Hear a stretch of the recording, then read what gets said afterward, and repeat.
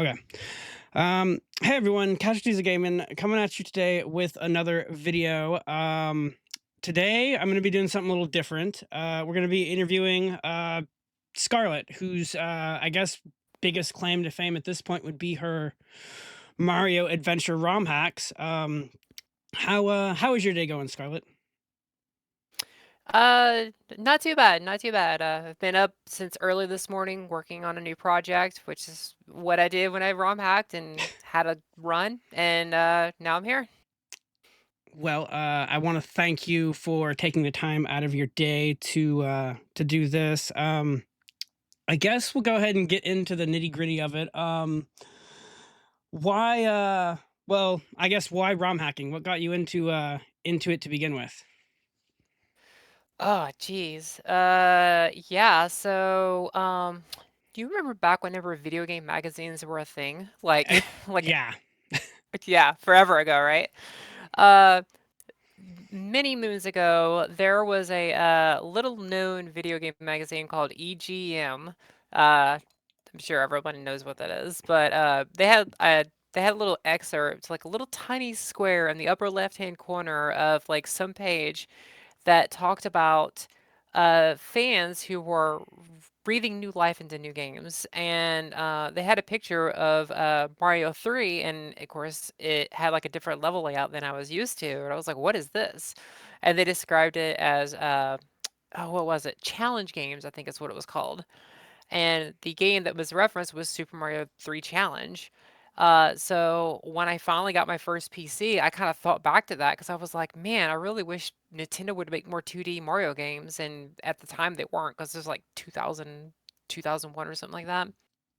So, uh, so I did some internet searching, found challenge games, and I played Mario 3 Challenge, and I loved it. And I was like, well, how do you do this? And then that's kind of how I stumbled into ROM hacking. So I guess that kind of answers what my second question was going to be. Because my second question was going to be why Mario and why not Sonic? Why not um was it just the fact that you started out the as far as playing goes the way that you were talking about, or was there something else that made you Mario over the others? Well, I mean, whenever I was a kid, I was obsessed with Mario Brothers 3. I'm talking like I watched The Wizard, I got the Mario 3 strategy guide before I ever actually owned the game, and I read it front to back until the spine fell apart, and then I bought it again. Uh, and it was just a game that like really impacted me as in my childhood, and you know, I love Sonic too, but at the time, the tools just weren't there for making Sonic ROM hacks, and Mario 3 Improvement was the big thing that had come out, at the time, so I was like, "Alright, let's do it. Let's make a ROM hack." Okay, that totally makes sense. So uh what apart from Mario, of course, what because I've played Mario Adventure 1 and Mario Adventure 3, which we're gonna get into why not 2 in a little bit, but which Mhm. I kind of know the answer to. But what I want to try to keep things in order here. Well, screw it. We'll just skip ahead to Mario Adventure 3 for a minute. What inspired some of the mechanics that you used in to a degree the original Mario Adventure, and then what ultimately became Mario Adventure 3? Because it does specifically the third one doesn't play like any other Mario ROM hack I've ever played. Yeah, yeah, because, to that point, not to get onto a tangent, Adventure 3 is more puzzle-focused, and less on the action, and a big reason for that was because my favorite level in Mario 3 was, it's in World 6, I forget the specific level, but it's the one where you keep going in circles until you get the raccoon tail and you fly up to find the pipe that you need to exit out of. But you couldn't just fly up there because there were nipper plants that were guarding the exit, so you had to take a shell up there. So I was like that was, like, my favorite level because it wasn't straightforward, and I was like, "I want more games like this where they really made you had to think," and so I kinda went overboard on the concept of it, but I was like, "I want more puzzle focuses," and to add to that, another thing that was found in, World 6 was, frozen coins, right? That was the only place where you could modify the world by melting ice blocks and getting rid of coins, so you're changing the terrain. Um, Obviously there's like P switches and stuff, but I wanted more of those kind of interactions, right? And I was like, well, what happens when this element interacts with this and this element interacts with that? So that kind of drove like everything I wanted to do in Mario Adventure 3. Enemies they play with the world, you play with the world, elements play with the world. Um, but that's where like probably the core of where most of the mechanics come from. And then of course, like you mentioned, there a lot of these things existed in Mario Adventure, like the weather system, right? I love having weather in a game, but Mario Adventure was very hackish and it modified the friction of the level with like snow and stuff, and I didn't quite want to do that, but I like weather effects in general. So that kind of like I'm like, well, if I'm gonna have weather, then I need to have wind, and if I'm gonna have wind, then I need to have mechanics with wind, and it's like overall like, I would get this idea of a mechanic, and they would just kinda naturally build off of each other. Um, so it was not a lot of planning to its detriment, I will say that. But at the same time, some of the best games were created through discoverability, right? Like, take GoldenEye 007. They didn't have any plans they were working off of. There was the first time they ever made a game, and that is, like, lauded as one of the greatest games of all time. Doesn't quite hold up well to today's standards, but at the time, it was fantastic. So I kinda like that as well. So to go back just a little bit, though, I do wanna say that a lot of mechanics also came from my favorite video games, like Kirby's Adventure. Lot of power-ups that you can have. Alright, Mario Adventure 3 has a lot of power-ups. Always Kirby's Adventure, the fact that you're getting your abilities from the enemies. So your bomb ability comes from another enemy that has bombs. So I like the idea that if you could throw fire, then another enemy could throw a fire. If you could throw a hammer, another enemy could throw a hammer, which already existed, but like an enemy's interaction with the world was very different from your interaction from the world. So that also drove like the enemies are doing things with the world, and you kind of have to use the enemies to your benefit to progress and find secrets and stuff like that. Um, Additionally, love Sonic 1 through 3 and Knuckles, especially Sonic 3 and Knuckles. My favorite thing about Sonic 3 and Knuckles was how when you go from Act 1 to Act 2, there's no screen transition. The end of one act is the start of another. And that's why in Mario Adventure 3, when you exit World 1, you play a level to get to World 2 because the transition is more natural. It's not just a loading screen. You can seamlessly go back and forth. Uh, but yeah, I mean, I could go on like forever, like all the little details of where this came from and where that came from. Like obviously, there's a lot of inspiration that I'm pulling from like older Mario references, like Freezy from World 2, Barrel Brothers that are throwing barrels like like Donkey Kong does. So yeah, I actually have one of the Mario encyclopedias, and I was digging through there, and I was like getting all these tiny little references to put in Mario Adventure 3, and I was like, ah, nobody's gonna remember this, but I'm having a good time with it. I mean, feel free to talk about any of that stuff as much. I'm on your timer right now. I don't have anything going on. So if you want to go on you stopped yourself from going on a tangent earlier. A tangent away if you want. It's no Oh, skin off all my back. right. All right, the lid's been lifted. All right. So I guess so one of the scouring Reddit for the past couple of days because I didn't like quite know how to prepare for this interview. I Mhm. thought about posting questions in certain spaces, but I also didn't want to get up expectations if for some reason this didn't happen.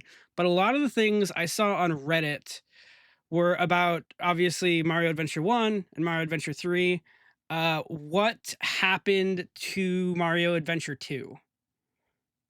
Oh, wow.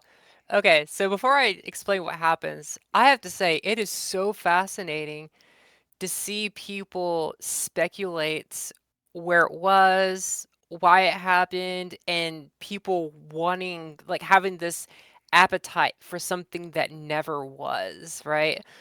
Uh, so so I'll explain what Mario Adventure 2 was real quick, and then I'll explain what happened. So, after Mario Adventure 1, I wanted to do a different kind of ROM hack, something that was more puzzle based. And it wasn't Mario Adventure 3. It was actually a ROM hack called Luigi's Coin Quest. And I realized that with Luigi's Coin Quest, I had a lot of ideas that was too ambitious for my skill and abilities at the time. I got like one world done, and I thought, all right, I need to pull this back a little bit and create something that's more possible with the tools that are available. So, Mario Adventure 2, also known as Luigi versus Mario, was that brainchild where I thought, okay, what if Mario and Luigi were both racing to save the princess, right? And so I immediately started the Luigi side, and then I basically, the idea was like I was going to have two adventures in one game. So Luigi would have a different set of power ups from Mario. He would play completely different levels because they're taking a completely different route. And also, like, really properly implement some of the ideas I had from Mario Adventure 1, like the shop and some more actual true custom power ups and not ones that were just like slightly modified. And so one of the things I also or so what essentially what happened was I was like 5 worlds into Luigi side, 3 worlds into Mario side, and then New Super Mario Brothers came out for the DS, and I'm pretty sure that game had like the star coins that you could collect, and I was like, I really like this idea of having hidden objects that you could collect, or maybe it wasn't New Super Mario Brothers U that or sorry, New Super Mario Brothers on the DS. Maybe it was Mario Advance 2 because like there was like a red coin challenge or something. Either way, I got the idea from somewhere and I went, I want to put secret green coins in every single level. So I normally did have backups at the time. And so I set a hard backup and I'm like, all right, I'm going to do this 2 week experiment to see what it's going to take to do this. I don't know what happened in that 2 weeks. I really locked in. I had the green coin thing in there. I had a free roaming map.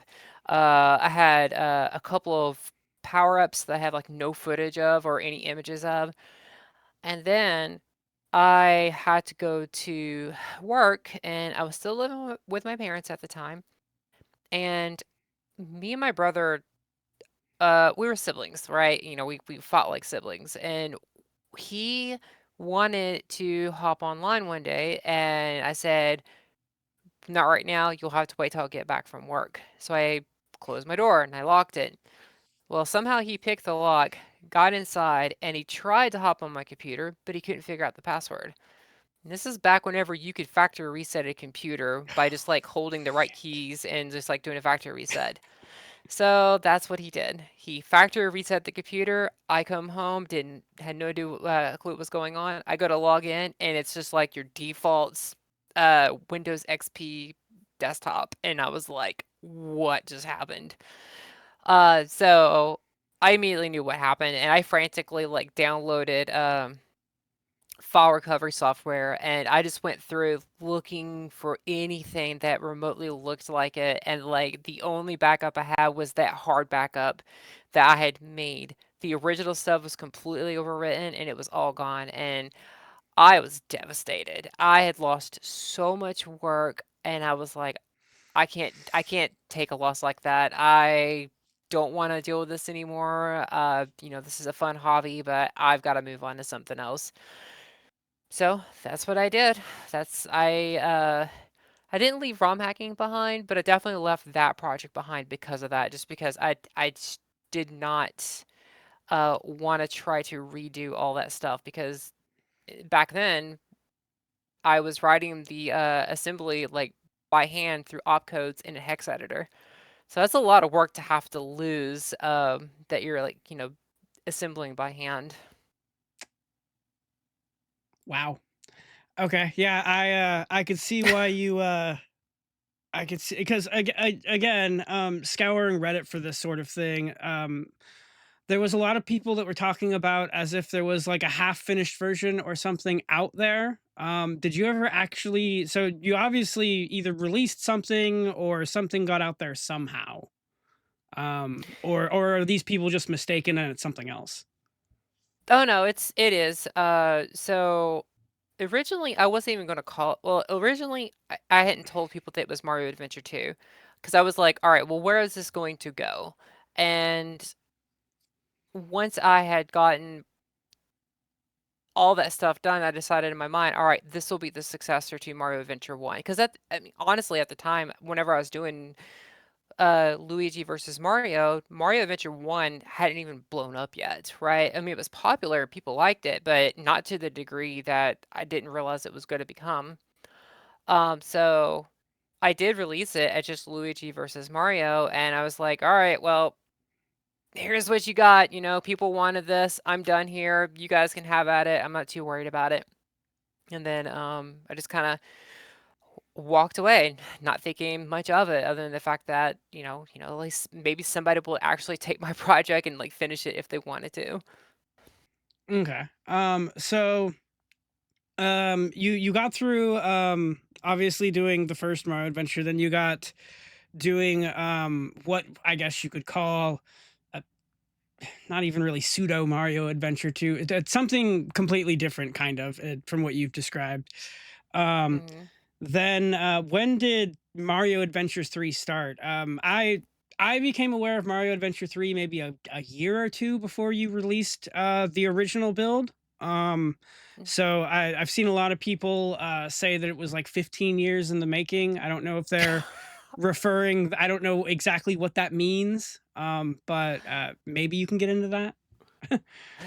Yeah. If you actually just give me just a second, I could tell you when I started this project because when I did start it, I had already been a software engineer for about 9 years. No, wait, no, that the math doesn't work out. Like maybe it was like 7 years. The point is, I knew what source control was.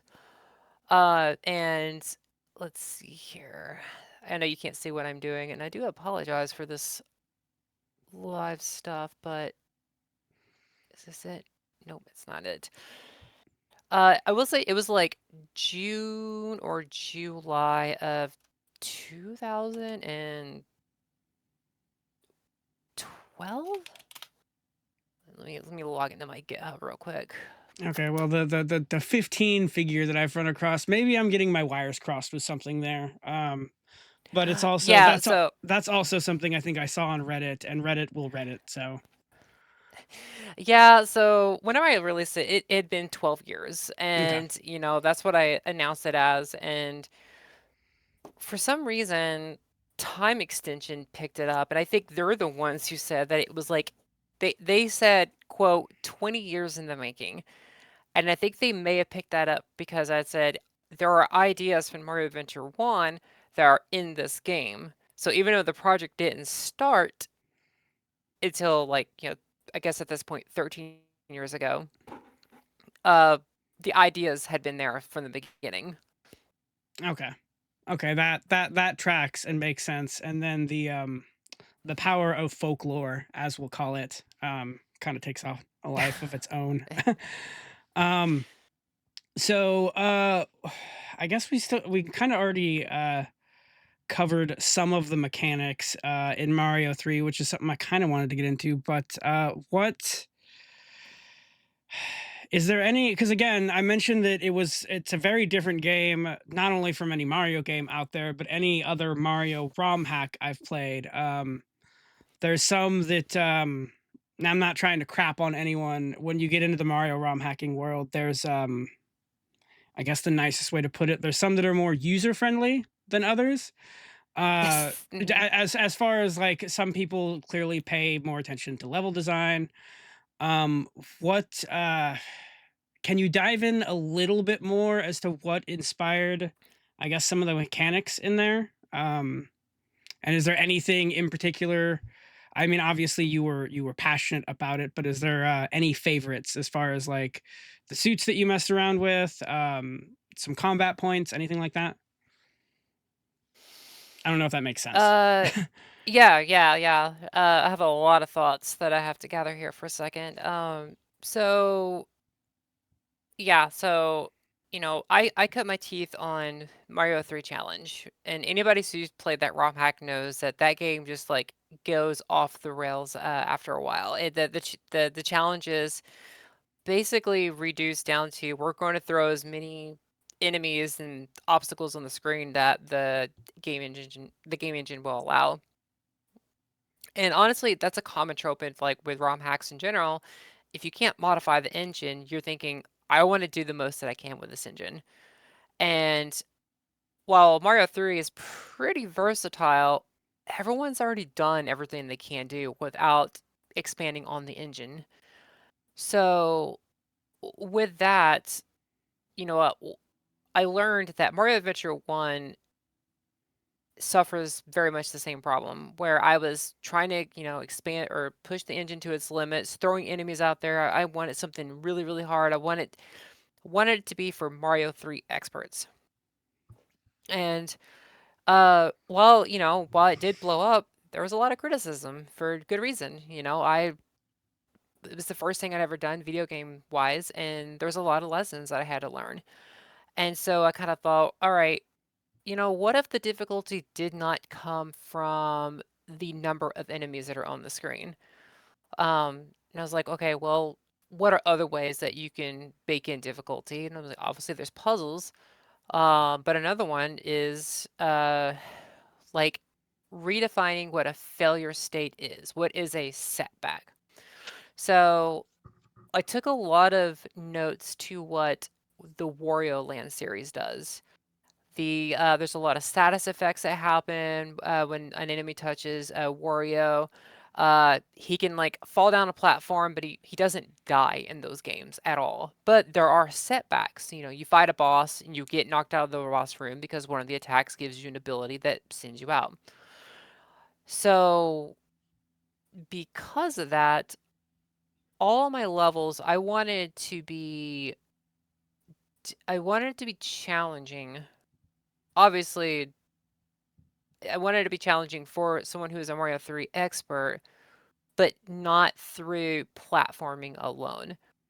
Um, and plus at the time, when I first started it and throughout the years, my daughter was also getting into video games, and she did not really click with like pixel precision mechanics and quick responses and stuff like that. And I took notice of that, and I'm like, all right, I want people to have to think about this. I don't want this to be a run and jump, get to the end of the stage as much as possible. I want people to kind of look around their level and like kind of notice what's happening. Like take for example, in World 2 you have Freezy. At some point in one of the levels, there's a Freezy that comes out of a pipe and he hits the water and the water starts to freeze. And my hope was like people will see that and they'll go, oh, okay, so he can freeze the water. Well, there's a platform that I want to reach, but I can't do that. But I could do that if I jumped on the ice. So I'll get Freezy to freeze that part of the ice for me so I can reach up to the area and get a secret. So so that is like what is baked into most of the levels and most of the mechanics. As far as like getting the stars themselves. So every level can be completed without any power-ups, but the design philosophy was I want to make sure that people have to use the power-ups to their fullest if they want to grab all of the stars and see what is at the end when you 100% the game. Now, one regrettable design take on that, and there's a good reason for this, is the fact that every level, except for a handful, revolves around two main power-ups. So I think the first level is like Fire Flower and Koopa Shell. So you see there's a lot of power-ups in a level and you're constantly switching back and forth. And because I want players to utilize that. And there's frozen coins, but there's also areas that I want to reach whenever I have the turtle suit, whatever. And so I wanted to make sure that if you got hit, there was another item block, like not even 10 feet away, that you could get another power up and kind of keep going. So you'll still get a setback, but maybe not actually die in the level. Um, and so that really pushed a lot of my level design. It was coming up with unique ways in which there's new mechanics that sit on top of the old mechanics and kind of keeps you on your toes as far as your thinking capacity. There's not a whole lot of just running and jumping in the game. Um, so so because of that, I also follow the design philosophy of like trying to introduce something unique in almost every level and then moving on to something else. Uh, that way, the mechanics didn't really have to be super in depth. They just have to be interesting enough that made you go, "Oh, okay, I like this. I wonder what's coming up in the next level." Um, as far as my favorites, well, I'll touch on the suits, right? So every suit, every power up was designed to have two main abilities: an offensive ability and an ability that allows you to shape the world around you. So take the fire flower, right? You can use your fireballs to destroy enemies, or you can use that to melt ice, right? Pretty basic. But let's take the poison frog suit, right? I know a lot of people were surprised to see that the frog suit was repurposed for this, and it seemed kind of weird. I was like, well, why is it invincible, and why this uh, uh, power up the way that it is? Well, funny enough, one mechanic in the game is the air meter, and the reason the air meter is in the game was, well, for one, I love Sonic games. Sonic has an air meter. He can't breathe underwater. Why can Mario breathe underwater? In 3D Mario games, you can't breathe underwater. It's just the 2D Mario games that you can breathe underwater indefinitely. So I went, okay, well, it makes sense there should be an air meter, but and I kind of left the but there, and then I'm like, wait a minute. Frog Mario. Nobody likes Frog Mario. What if I made him OP as heck, giving him some invincibility frames and making him be able to jump and breathe underwater? Now all of a sudden, this suit that everybody hates, cool, look at it and I'm like, all right, the movement is kind of jank, but being able to turn invincible anytime you want, that's pretty OP. I I wanted people to like reconsider the frog suit and actually use it throughout the game, and I kind of hoped speedrunners would figure out ways to use all those different abilities to break the game somehow in unintended ways. Um, so because of that, also, on the power ups, in every level revolving around two power ups, I didn't do a whole lot of design around power ups that were in that stage.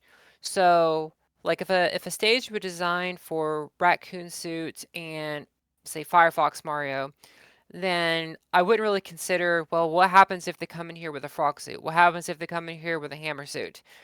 And I was like, they could completely break the puzzles I'm creating. And you know what? I'm okay with that. I want people to look at the game and go, I see what the intended solution is, but I have a better way of doing this, and hopefully come up with unique ways to solve the puzzles or to reach areas that I just didn't think of. Um, so with all those power ups being talked about, I would say my favorite power up would it's a tie between Fox Mario, just because I love foxes. And plus, I always thought that a fox was a good counter to raccoons. But side story again. Funny enough though, is like when I had worked on that, I kid you not, New Super Mario Brothers 2 came out for the 3DS, and they gave Luigi a freaking foxtail, and I was like, "Are you kidding me, Nintendo? People are gonna think I ripped it from this game." Why would you do this? Uh, and funny enough, whenever I put Ice Mario in the game, New Super Mario Brothers Wii had not. Oh no, it did come out because uh, I thought I had thought of it first, and then no, I had not done it yet. It was just something that was in my mind. So no, I did not think of that before Nintendo. But anyways, so I love Firefox Mario, and I love Ninja Mario. I love wall jumping, and I loved being able to throw shurikens in different directions because that's something that's atypical for Mario games, right? It's like you throw a projectile, it has one course of action, and never deviates from that. And I was like, what if you gave Mario the Metal Man blade from Mega Man 2? That would be so badass. So that's how the Ninja Mario was born. Interesting. I guess I find that interesting just because of all the suits. I think Ninja Mario is probably my favorite. I guess I would say refined Ninja Mario. Only because I remember the original build that I played. It was really hard to see. If he was against a dark background, it was really hard to make out the character versus the background. And then I know that you refined some stuff and then came up with some accessibility features. As far as that goes, because I know that there were a few different builds that were released for it. Hopefully, the community's feedback wasn't too intense on that one.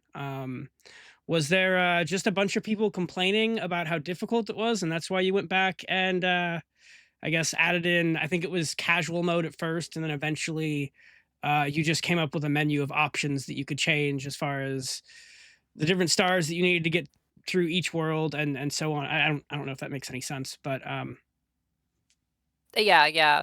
Uh, yeah, it pretty much kind of went down that way. So it was really hard to find anybody to dedicate time to beta test the game and to give real honest feedback. And even then, like the beta test builds that I sent out to people for testing, they had cheat codes built in, right? Because I didn't want people to have to play through the entire game every time they wanted to play. I wanted them to be able to skip to the areas that they were having problems with and whatever. So I think that kind of hurts the overall initial experience because no one told me that the game was too difficult at all. And I was really cautious about that. I was like, I want to make sure this game isn't too hard because Mario Adventure 1 was like balls to the wall, way too hard. I went back and tried to play it and I was like, what was I on like doing some of these things? It was crazy. But yeah, so, like, when I got that immediate feedback and stuff, and I was like, "Ooh, yeah, they're right. Yeah." I watched people streaming the game, and I watched the reactions on their face, and I was like, "Ooh, that is not the feeling I want to invoke when they come to this area." Uh, and so, obviously, knee-jerk reaction, I'm like, "Alright, I'm gonna fix this, and I'm gonna fix that." And whenever I would, people would say, "Why did she take this out? Why did she disable this?" And I'm like, "You know what? Rather than trying to cater to the loudest voice, I'll just create the options and like, you know what? You don't like oxygen, you could turn it off. You don't want to have to find stars, you could turn that off. If you want the full hardcore experience, just leave everything on there. You decide the experience that you want. Um, and plus, like at the same time, there was a big discussion talking about difficulty settings in games like Elden Ring and Dark Souls, and like I could see where some people would say, "Well, that's the vision of the artist." I'm very much like at the opposite camp where I'm like, "No, I want my games and my creations to bring joy. I want them to be fun, and if there's an aspect of the game that people don't like, I wanna allow them to change that aspect. It's not going to rob them of what I've done. What do I care? I've already made the creation. It's their turn to be, participate in this exchange of art. So, so yeah, I put all those options in, and all the options were like a huge win. Like lots of people were like, oh yeah, I can do this, I could do that, I can make the background dark, I can you know basically have it play the way that they want to. And I was like, why didn't I think of that in the very beginning? They should have did that in the beginning. But part of the reason I didn't was because option screens are really hard to code in on the NES. There's a lot of text that you have to draw to the screen. So I probably went, yeah, nobody's gonna need it. And that actually, funny story on that one. Uh, I had asked people on their opinions on autosave versus manual saves. And a lot of people were like, "Oh, we should have the choice. I don't want the game auto saving for me. I want to be able to choose because what if I don't want to save right now?" And I'm like, "Fair enough, fair enough." So there was a build that gave you the option of to turn autosave on or off every time you started the game. Every person that played that I saw on stream always turned autosave on. Everybody did. And I'm like, everybody wants the option, but no one wants to take the option. And I was like, you know what? I'm going to take that out. And that probably baked in this idea in my mind that if I give people options, no one's going to use most of these options anyway. So I'm not even going to bother. But there's a big difference between a optional feature that has a benefit versus an optional feature that turns something you don't like about the game off. Because I didn't see anybody complain about me taking autosave off. And I was like, okay, that's a really good lesson to learn, and I'm going to take that with me in my future endeavors. I so obviously this interview is about you and getting. I guess I don't under. I've been playing video games for a long time. There are certain conveniences that like have been really positive, and I think one of them's autosave. I don't know why someone would complain about that. Anyway, that's neither here nor there. Um, I guess I shouldn't sit here and try to pretend how to understand someone else's thinking. So before we get on to what you're working on now, I am curious, and maybe you're about to educate me, and there's something that I've missed. Obviously, there's websites listing dozens and dozens and hundreds of ROM hacks, and no one could ever play any of them. Do I guess the first question is, have you messed with anything besides Mario? And then to that point, um, whether you have or haven't, is there anything that you have messed with? Maybe a Zelda, maybe a Kirby, maybe a whatever that you haven't messed with. Yeah, so I have done more than just Mario. So specifically for Mario Brothers 1, I did a ROM hack called Super Mario R, and this is before randomizers were a thing. And what it does is it randomizes the order of the levels that you're playing. It randomizes what enemy spawns, and it randomizes like the palette that you get. So you always start on 1-1, but the next level might be 4-3. And the first enemy may not be a Goomba, it might be Bowser. Uh, and it's like there's no end to it unless I think if you get 8-4, the level that game might complete. And it was more or less like an experimental thing to see, how do people respond to randomization? Because w- at the time, what I really wanted to do was a random level generator for Mario Brothers 1. And I had like all these ideas of how I wanted to get it done. And I went, let's create something that's a little bit smaller first. And that's where Super Mario R came from. And then also with Super Mario Brothers was Mario Seasons. That one was just more of a proof of concept to see what I could do with the Super Mario Brothers engine.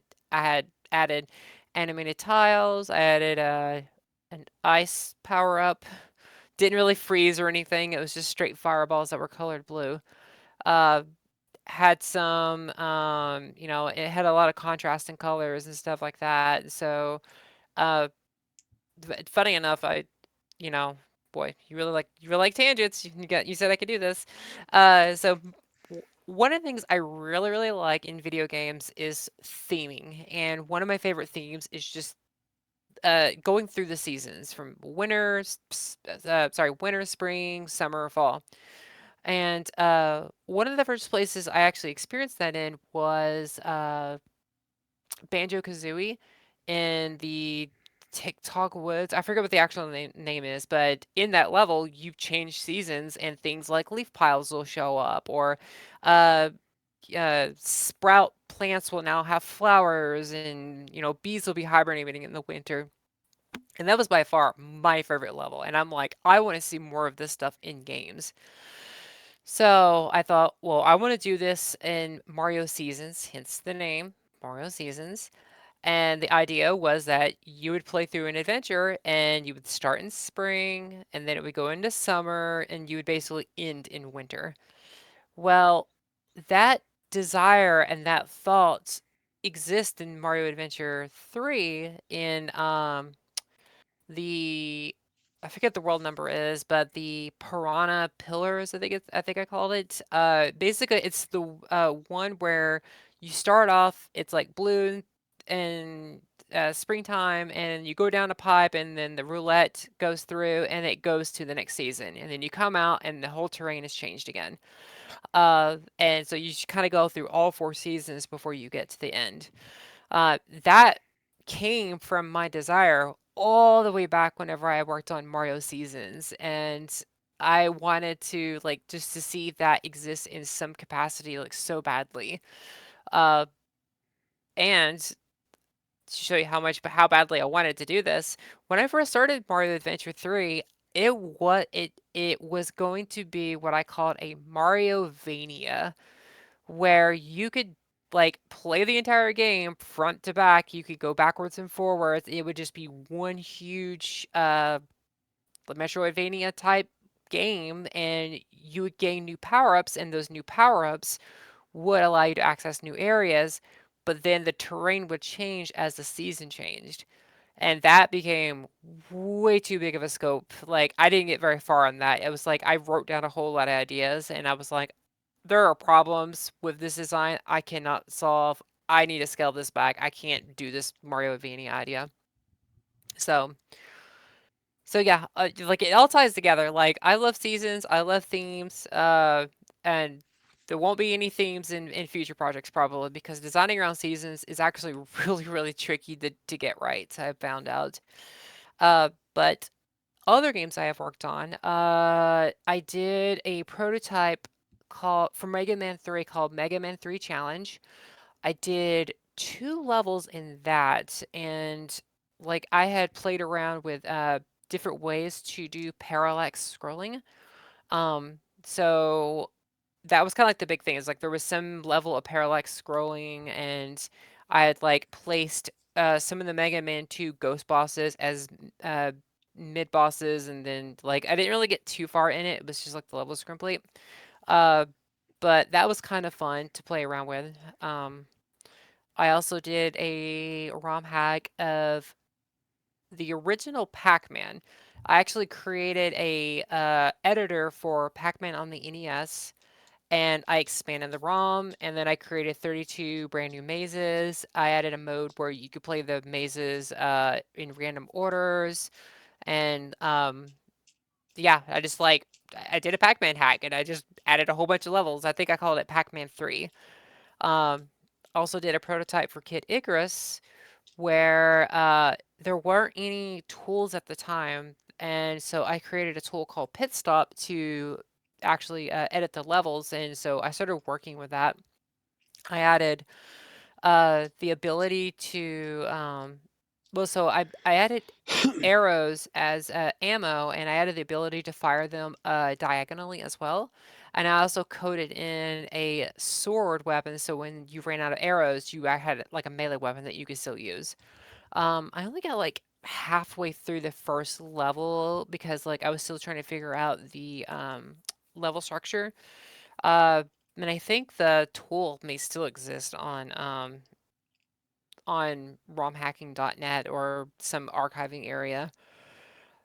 Um, I think that covers most of the projects I dabbled in. I've helped people with some of their side projects, but nothing that's substantial, like I could honestly remember. As far as everything you just mentioned, has all of that, because I'm not your seasons idea rings a bell, and I don't know if that's based off of something you've released or something else I've played. So, how much of that stuff has actually been released? All of it. All of it? It's yeah, romhacking.net should have all of those available. Okay. I don't, maybe I played yours, maybe I played someone, because I've spent afternoons, particularly Christmas breaks from work, where I'm just bored, haven't made any plans, and like gone on runhapping.net and literally just downloaded whatever sounds interesting. And I'm sure I'm not the only one that's done stuff like that before. So Hmm. maybe I ran across one of yours. Maybe I'm thinking of something else. I'm not really sure. Um, so I guess to wind this down a little bit, and feel free to talk about as much as you want with this, as I think we touched a little bit through messaging. I know that recently you've not really been doing much for ROM hacking because you got something else going on right now.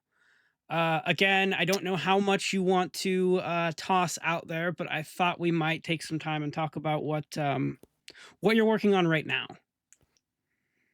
Yeah. So it feels so wild to say that. I guess officially I am an indie dev now. So I have started my own indie game called Soba's Wish. It is a 2D platformer, very much Mario-esque as far as the tight controls go, the running and platforming. Uh, I would say it's not near as ambitious as something like Mario Adventure 3, but it is a 2D platforming game that is very retro inspired. Uh, it's it's the graphic style I would like to call 12-bit because it's better than what you could do on 8-bit, but not quite reaching the levels that 16-bit can do. So I've kind of placed some constraints on myself. And so yeah, so that is something I've started working on, and the core concept of it is that Soba is a Tellus fox, and because of that, he's faced, he's grown up different from the rest of the foxes, and he hears about uh, a wishing well that could grant wishes. And so he decides that he wants to make a wish and he wants to wish his tail back. And he's going to set on an adventure and he's going to find out that making a wish isn't as easy as the stories have told. But he's going to go on an adventure to try to get his wish granted to get his tail back. Um, and yeah, it's going to be I don't want to say it's story driven, but there's going to be like a lot of comedy that it's involved. There's going to be a lot of references, and it's going to be definitely a different or project than what I normally work on because I'm used to the constraints of ROM hacking where I'm working on a Mario game. It's going to be in the Mario world. Does this fit in with Mario stuff? Whereas Soba's Wish, like everything's bespoke, right? I have to come up with the characters myself. I have to come up with the mechanics myself. While like there's still this Mario DNA that's being interwoven in it, but I can't let too much of that DNA get in there. The reason I say that is because I have shown it off to some indie dev groups, and immediately people are like, that's too much like Mario. You can't do that. That's plagiarism. Why would you do something like that? And to be fair, there's been a lot of good feedback too, right? Because like in the indie game scene, you have your Hollow Knight, right? That's the indie of Metroidvanias. Then you have my mind's Deltarune. That's the indie of Earthbounds, right? So every indie game is like a strong pillar for another series that already exists. We don't really have that for Mario. Like from what I could tell, there's not a 2D platforming indie game that people would go, that's very much like Mario. Now, there are some like Celeste. Celeste is a wonderful platform. Love that game. Does not play like Mario in any way whatsoever. It's got tight controls, but it's more of a puzzle platformer, right? So I want Soba's Wish to have that whimsical nature that Mario has. He's gonna have power-ups where he doesn't have a tail, but his power-up gives him a tail temporarily to use different abilities. And then when he gets hit, he loses his tail. So, yeah, so it's a project that I started working on about 2 months ago. It's being worked on in Unity right now. I know that's very, very controversial because Unity, like, they try to pull some stuff with their licensing. Uh, but the only reason I started it in Unity is because I know C Sharp already. I did a lot of my Mario Adventure 3 tools in C Sharp. And then there's other engines that support C Sharp as well. And honestly, I had a work project that I had to use for Unity for. So that was like my stepping stone into it. And I was like, okay, well, I'm comfortable with Unity right now. So at least it can get me started, right? I know I can move off to Godot if I really want to or something like that. But anyways, I digress. So yeah, that's Soba's wish in a nutshell. Unfortunately, I don't really have a demo for people to go check out or anything yet, just because it's only 2 months old.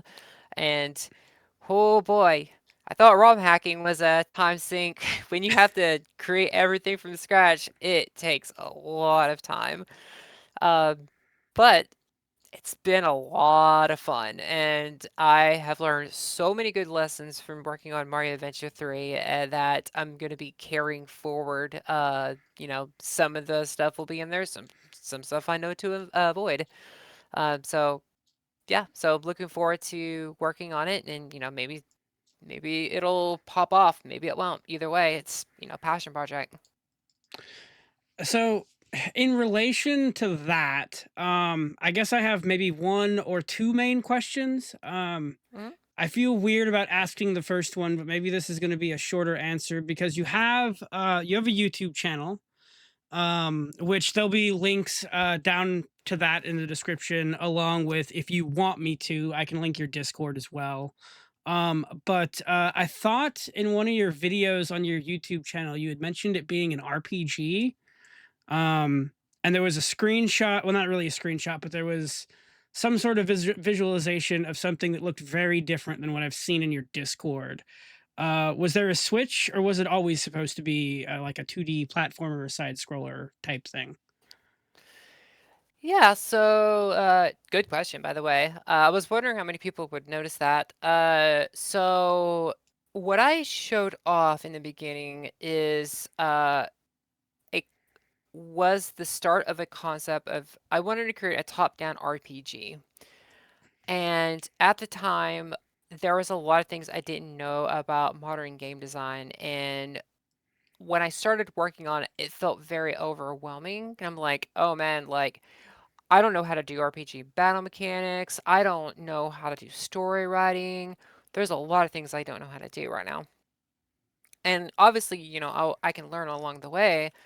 I thought, well, I still want to do this RPG. So the RPG itself, I will say, it will star Soba and is still something I want to do. I want this Soba character to be a franchise.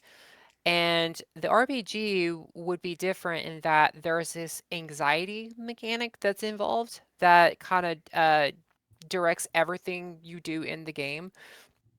So, like, battles in the game are like conflicts that you're having to resolve. And if your anxiety's too high, you're at a disadvantage. There's a whole calendar system where you only have so much time in your day, or sorry, so much energy to spend throughout the day. And if your anxiety gets too high, you're just done and you just have to go home and you can't go socialize. You can't do any more conflicts or whatever. So having to figure all that out just felt overwhelming. And I thought, all right, these are really good ideas. I still want to do this, but I don't want to have to figure all this stuff out, but also the technical aspects of modern game development, things like shaders and the coordinate system being completely different.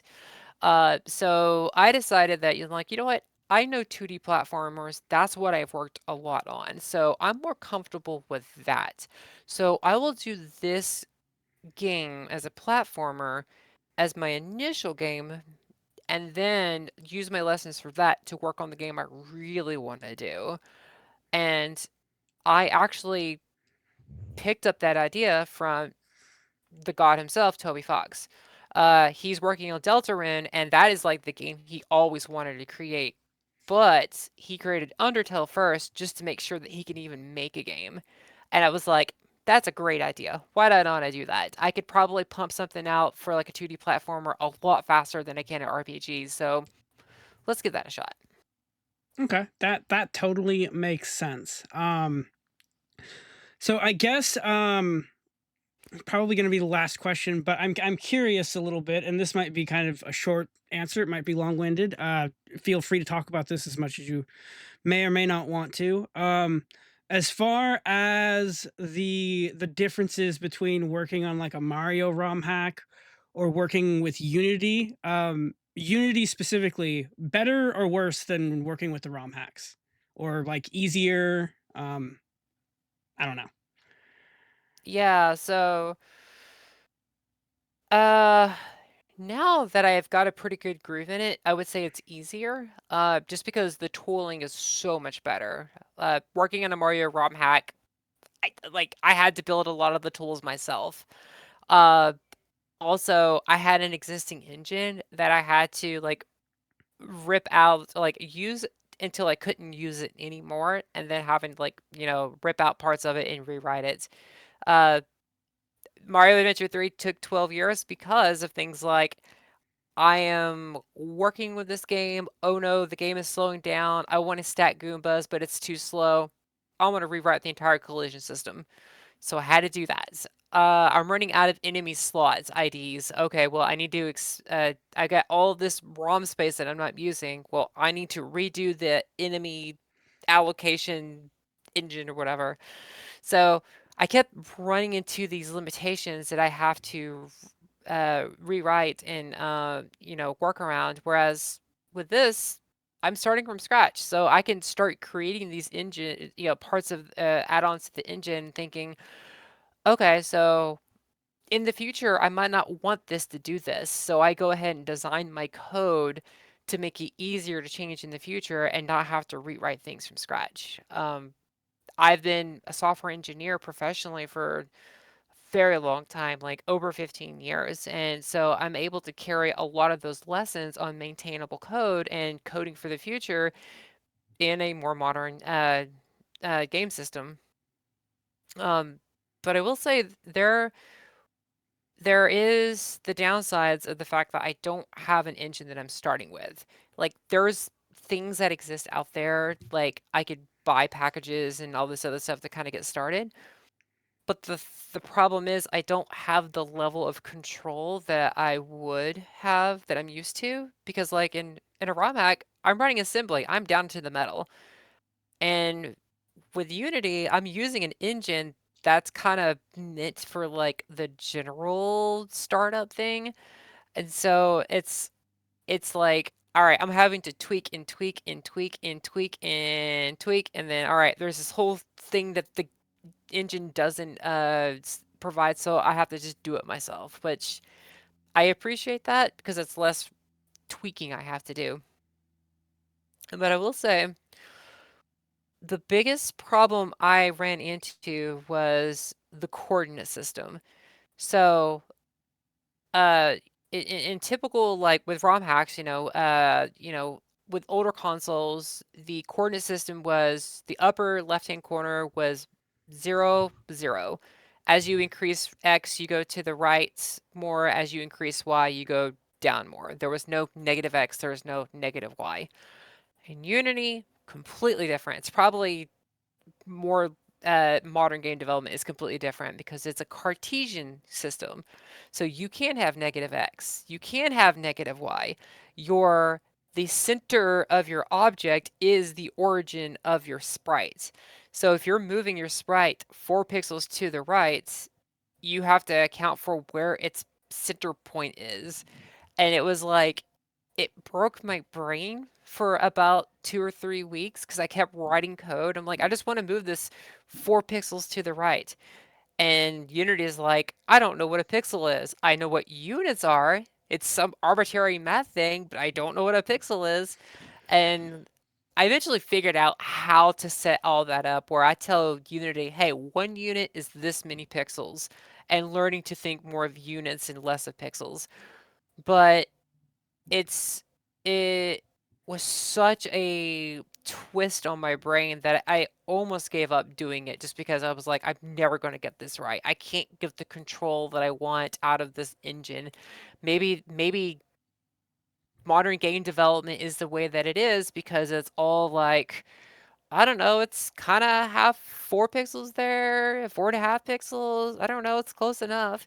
But I kind of figured out, I was like, oh, no, no, no. You just have to think differently, and that's all you have to do. And once that clicked, I was able to start really flying and like starting, enemies and tile maps and input and all that other stuff. And so since then, it hasn't been really been a problem, um, except shaders. Shaders broke my brain for the longest time.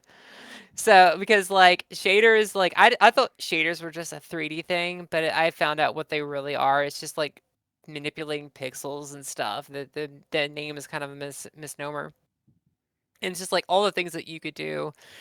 And to effectively use them, you have to use math that I haven't had since I was in college. And I'm like, I feel like I have to go back to school to use these things. I was there was one I was looking I was going through online colleges. I was like, maybe I get to like take a few math classes to brush up on this because I don't know what I'm doing with like dot products and lerp and all this other stuff. But I decided that like I'm like, all right, if there's something specific I don't understand, I'll just research it, watch a YouTube video or something, get the basics, do a little bit of homework. I'm like, all right, I got this part, and then I won't worry about it again until I come across something else I don't understand. Okay, that sorry, I did not being in the game engine space, I understood 2/3 of that, I think. So, It's but no, no, no, it's fine, it's fine. I sorry, I was just if I seemed a little confused at the end there, it's because I was.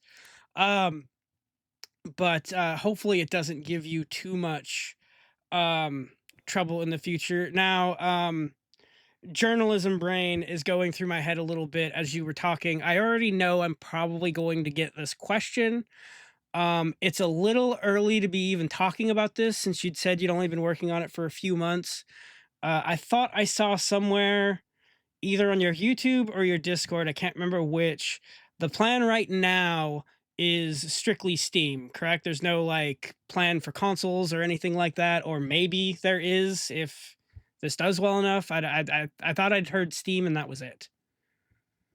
okay, Steam is like the definite. Yeah. I would love to get this on the Switch. I did a little bit of research on what it takes to get a Switch development kit, and I've seen like mixed responses. So some people were like, "No, Nintendo wants you to have a working game already before they give you a dev kit." So I don't know how true that is, but once I'm able to get a Switch dev kit and obviously Switch 2, yeah, it'll definitely be coming on that platform because I think that's where the market is for the kinds of people that I'm aiming for. I mean that totally makes sense. I have heard through the grapevine Switch 1 dev kits are pretty easy to get a hold of. Switch 2 for indie devs specifically. Rumor is on Reddit and such that Nintendo's being stingy with them, so hopefully that doesn't end up being would PlayStation and Xbox even be a thing, or I mean, I know we're talking like, way out because you said you've only been working for this for a few months, and I've got no idea what your timeline even looks like, even if there is one. I will say I Yeah, hazard to say there'd even be a release date or anything for this thing, so it's just still so early on. But yeah. Uh, I would be lying if I said I haven't thought about it, and if I haven't thought about release dates and everything. So, uh, I would love to get it on the PlayStation and Microsoft. If you're watching Xbox Game Pass, I mean, a lot of indies get on there. So just I will speak a little bit more exhaustively of what my plans are for. So like obviously I want to get it on the Steam and I want to get it on Switch. Those are my number two top platforms. But one of the things I also want to do is like I don't want to just release an indie game. Like I want people to look at these characters and go, "Oh, I love this character. I want a plush of this character." So I what I plan on doing is once I get enough of the game started and I get enough feedback and I'm like, all right, I'm really onto something. I feel really confident in this. Uh, at some point, hold some kind of Kickstarter to help fund the rest of this. But as part of the Kickstarter offerings, offering actual physical things like figurines of like the creatures that are in the game, plushes of Soba. I've looked into how to like get those like mass produced and stuff. All that stuff I know is really expensive. I am fairly good with my money. I've been saving up to kind of invest in these kinds of things, and I know it's like a risk and stuff like that.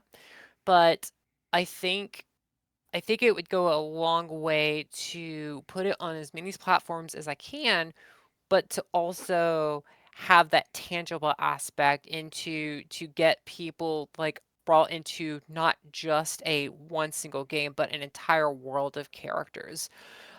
So with that being said, the current plan based off what I've talked to my family, which this is becoming a family endeavor. My family's helping me with things. I've got family helping me with my social media posts. I got family who's creating the Soba plush prototype that we're working with. Is 2027. That's the goal. And what's really good about this is that like with it being an open concept, I could just like cut scope. If it's like, all right, there's no way I'm going to hit these times, I was like, all right, well, I'll just dial back my scope and then, release a full complete game. I just won't pack as much into it and save the ideas for like another game. I mean, you could save it for another game. I guess in this day and age, with the digital age, there's always the DLC option too. If Oh, yeah. Yeah, that's a given. Like if if it comes down to DLC, you're like it's going to be like free DLC. I'm not gonna nickel and dime people for DLC for an indie game, right? I'm not gonna do that. But yeah. Okay. Well, that about wraps it up for all the questions I've got. Before we get out of here, is there anything I don't know if you want to plug your YouTube or your Discord or anything else of that nature? Yeah, so you can find me on YouTube, Scarlett Vixen Hacks. I will have a new YouTube channel that is specific for Soba's Wish. Uh, that will be announced at a later date. As far as all of the social medias like Twitter, Blue Sky, Facebook, you could find me on as Clever Bull Games. That is the name of the studio that we're developing this game under. I say we. I'm the only person who's working on it, but yeah, Clever Bowl Games on pretty much any social media platform, and then I think you could find Clever Bowl Games on Discord as well. Okay, yeah, and the I already know your YouTube. I'm following the studio on Facebook and then in the Discord, so I will put those links in there. And then, like she was saying, if you want to follow her on any other platforms, it won't be too hard to find. I want to thank you for taking the time. Wow, we actually got almost a little over an hour out of this. Um, uh, Nice. want to thank you for setting aside the time to do this, and I really appreciate it. And hopefully, wish you well on the project, and hopefully, it doesn't give you too many headaches. Well, thanks for having me, and thanks for being one of the first people to stream Mario Adventure 3. I love people who play the things that I work on, and hopefully people continue to have fun and look forward to the things that I work on. And yeah, All right, sweet. Well, again, thank you for coming on, and I guess that'll about do it for us. And I will like, comment, subscribe, all of that stuff, and I will talk to you guys in the next video.